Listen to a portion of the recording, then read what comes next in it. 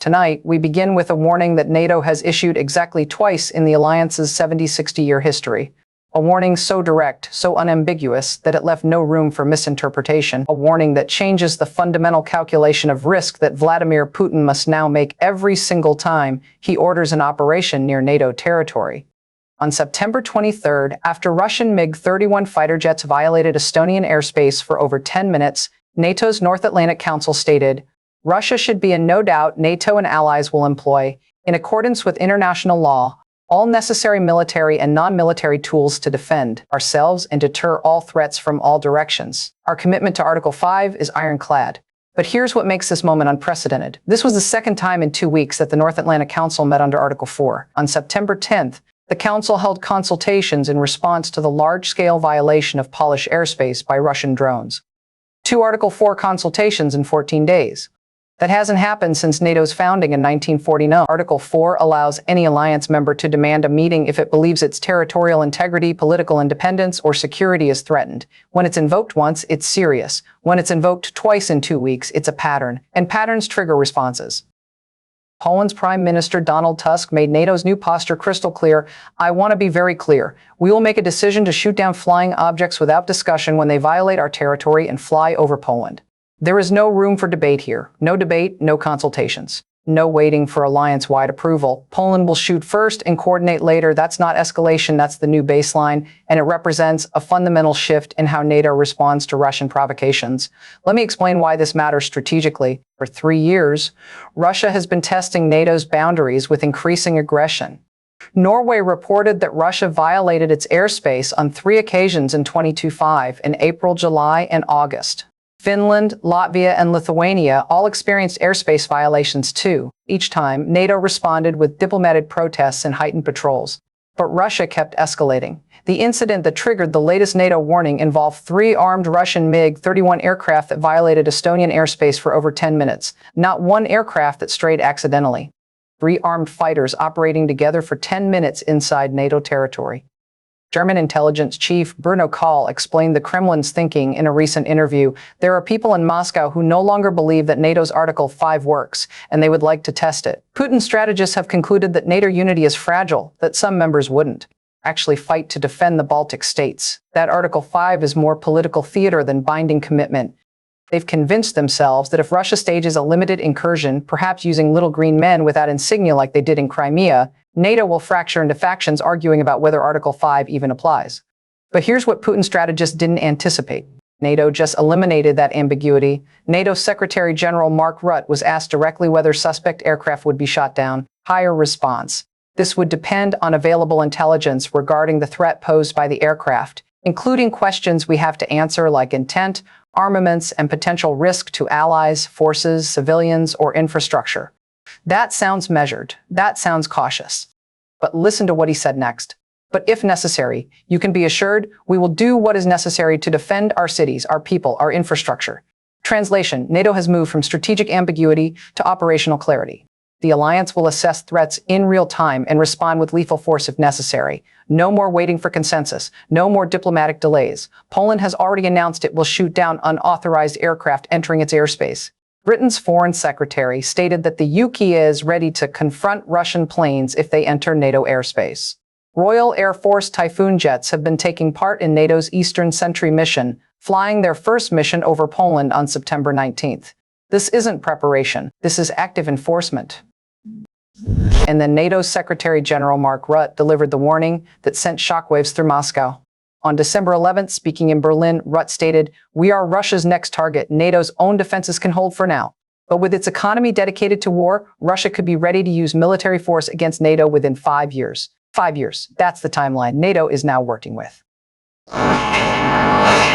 Rutte accused Russia of waging an escalating hybrid war against Western nations through covert campaigns, sabotage attacks on critical infrastructure, drone incursions, and airspace violations. The NATO chief noted that Russia has significantly increased defense production during the war in Ukraine, manufacturing around 2,000 cruise and ballistic missiles in 2025 and producing an estimated 2,900 attack drones monthly. So far this year, Russia has launched over 46,000 drones and missiles against Ukraine. That's the industrial capacity Russia is building. And NATO intelligence assesses that once Russia finishes with Ukraine, those factories won't shut down. They'll retool for the next target. And Rutte was explicit about who that target is. We need to be crystal clear about the threat. We are Russia's next target.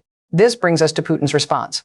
On December 2nd, just days after NATO's September warnings and weeks before Rutte's Berlin speech, Putin met for 5 hours with U.S. Special Envoy Steve Witkoff and Trump's son-in-law, Jared Kushner, at the Kremlin. The talks ended without a breakthrough. Kremlin aide Yuri Ushakov told reporters the discussions were useful and constructive, but a compromise option was not found. But intelligence analysts monitoring Kremlin communications detected something unusual in the days following that meeting. Increased encrypted traffic among Putin's Security Council, emergency consultations with military commanders, and most tellingly, UK Foreign Secretary Yvette Cooper stated that while Ukraine attempts to move toward peace, Putin seeks to escalate war. That assessment came directly from intelligence shared at NATO headquarters. Putin isn't preparing to negotiate, he's preparing to escalate. And NATO's new warnings are designed to prevent that escalation from spilling across alliance borders. On December 17th, Putin convened an expanded meeting of the Russian Ministry of Defense Board. During this meeting, Putin announced that Russian forces have liberated over 300 settlements in 2025, calling the year a milestone in solving the tasks of the special military operation. He stated that the Russian army has gained and firmly holds the strategic initiative on the entire front line. This wasn't a private briefing. This was a public declaration broadcast on state media. Putin was sending multiple messages simultaneously to his military, to the Russian people, to Ukraine, and critically to NATO. The message to NATO: Russia isn't weakening, Russia isn't retreating, Russia is winning in Ukraine and has the industrial capacity and military momentum to continue operations indefinitely. But here's what makes intelligence analysts concerned. Military expert Carla Masala predicts that Russia could stage a limited incursion into Estonia as soon as 2028. Because circles in Moscow believe some NATO countries are not willing to fight Russia. His analysis suggests Putin will test NATO by making a move on the Estonian city of Narva under the pretext of protecting the predominantly Russian-speaking population. That scenario isn't hypothetical speculation. It's based on established Russian doctrine and historical precedent. Russia used exactly that playbook in Crimea in 2014 and in Donbass stage covert operations: deploy forces without insignia, claim you're protecting ethnic Russians from persecution. Create facts on the ground before NATO can coordinate a response. The term "little green men" was first used in reference to Russian soldiers without insignia who seized key strategic facilities in Crimea in 2014. Putin knows the playbook works. The question is whether he believes it will work against a NATO member. And this is where NATO's September warnings become strategically crucial. The North Atlantic Council statement made clear, allies will not be deterred by these and other irresponsible acts by Russia from their enduring commitments to support Ukraine, whose security contributes to ours in the exercise of its inherent right to self-defense. NATO just connected Ukraine's security directly to NATO's security. That's not rhetorical linkage. That's strategic doctrine. An attack on Ukraine is treated as a threat to NATO, and threats to NATO trigger Article 4 consultations, which can lead to Article 5 invocations. Putin now faces an impossible calculation. If he continues testing NATO boundaries with airspace violations, drone incursions, and hybrid warfare operations, Poland has already announced it will shoot down violating aircraft. If Russian forces are shot down by NATO fighters, how does Putin respond? Does he escalate militarily and risk Article 5? Does he back down and appear weak domestically? Neither option gives him the outcome he wants, Rutte stated at the NATO meeting. Our enduring commitment to NATO's Article 5, that an attack on one is an attack on all, sends a powerful message. Any aggressor must know that we can and will hit back hard. That's the new reality Putin must navigate.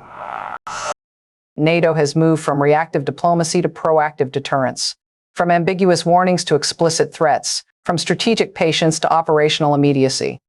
Rutte's warning that Russia could be ready to attack NATO within 5 years creates pressure for immediate action rather than gradual defense buildups. European NATO members will face intensified pressure to immediately meet and exceed the 2% GDP defense spending target. This represents NATO's most direct public warning about imminent Russian military threats since the Ukraine invasion began. It signals a strategic shift from supporting Ukraine defensively to preparing for potential direct NATO-Russia confrontation. Here's what intelligence sources are monitoring most carefully right now. Russia's response to NATO's warnings hasn't been de-escalation. It's been defiance. Russia continues testing boundaries, continues violating airspace, continues hybrid warfare operations. But now each incident carries exponentially higher risk because NATO has publicly committed to responding with force if necessary. And once that commitment is made, backing down becomes politically impossible for alliance leaders. The 5-hour Putin meeting on December 2nd wasn't just about Ukraine peace talks. It was about Putin trying to understand whether Trump's administration would support NATO's new aggressive posture or whether Trump might create daylight between Washington and European allies that Russia could exploit. The talks stretched on for 5 hours but ended without a breakthrough. Putin didn't get the answer he wanted, and NATO didn't blink. What happens next will define European security for a generation. Putin is calculating whether NATO's warnings are credible or bluffing. NATO is preparing to prove those warnings are deadly serious. And Ukraine sits in the middle, knowing that its security is now explicitly tied to NATO's collective defense framework, even without formal membership. Tonight, one thing is certain: the rules of engagement have changed. NATO has drawn a line that it's prepared to enforce with military force. Putin has been warned. And the next Russian aircraft that violates NATO airspace may not make it back to Russian territory. That's not escalation. That's the new reality. And Moscow is scrambling to figure out what it means.